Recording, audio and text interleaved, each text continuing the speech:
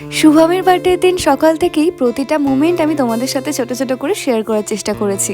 তো সেই মিনি ব্লগগুলো তোমাদের কেমন লেগেছে কমেন্টে আমাকে অবশ্যই জানিও। আর যারা যারা এখনো দেখোনি তারা কিন্তু ঝটপট গিয়ে আমার আগের ভিডিওগুলো চেক করতে পারো। বিকেলের দিকেই কিন্তু চলে এসেছিল আমার বাবা মা আর ভাই। তো দেখো এখন বাজে সন্ধ্যে 7টা মতো, আর এখানে চলছিল শুভমের কেক কাটিং এর পালা। সবাই মিলে আজকের দিনটা কিন্তু আমরা বেশ ভালোভাবে কাটিয়েছি। আর আমাদের বার্থডে বয়ও কিন্তু আজকে খুব হ্যাপি ছিল, কারণ এই 5 বছরে প্রথমবার আমার বাবা মা ওর বার্থডেতে এসেছে।